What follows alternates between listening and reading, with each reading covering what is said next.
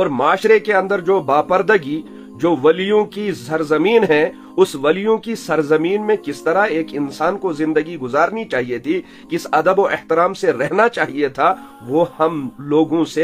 لوگوں کی زندگیوں سے نکل رہا ہے، بلکہ نکل چکا ہے۔ ہم تو وہاں پر جاتے ہیں، حضرت امیر کبیر میر سید علی ہمدانی رحمت اللہ علیہ، جو اسلام کی صدا کو لے کر جن کے آنے کی وجہ سے کشمیر کے اندر اسلام عام ہوا،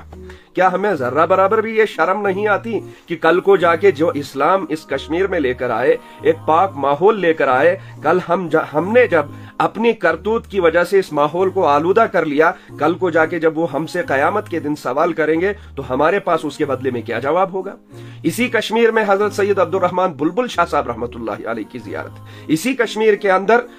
حمزہ مخدومی رحمت اللہ علیہ، محبوبی کشمیری رحمت اللہ علیہ کی زیارت، اسی میں شیخ یعقوب سرفی رحمت اللہ علیہ کی زیارت، اسی میں بابا داؤد خاکی رحمت اللہ علیہ کی زیارت، اسی میں شیخ نور الدین نورانی رحمت اللہ علیہ کی زیارت، اسی میں زین الدین ولی رحمت اللہ علیہ کی زیارت ہے۔ کیا اگر ہمارے اندر احساس ہوتا کہ ہم اللہ کے بندے ہیں اور رسول اللہ صلی اللہ علیہ وسلم کے امتی ہیں، ہم اللہ کی بندیاں ہیں اور رسول اللہ صلی اللہ علیہ وسلم کی امتی ہیں، ہمارا جو زیور ہے وہ فاطمہ الزہرا رضی اللہ عنہا کی حیا ہے، کل مرنے کے بعد جو ہمیں کل قیامت کے دن محشر کے میدان میں جن کے جھنڈے تلے رہنا ہے، ہم کوشش کریں کہ ہم معاشرے کے اندر اس تہذیب و تمدن کو زندہ کریں، کھڑا کریں۔ یہ تو ہم سب کا فرض تھا، یہ تو ہماری بیٹیوں کا فرض تھا، ماؤں بہنوں کا فرض تھا، جوانوں کا فرض تھا، بزرگوں کا فرض تھا۔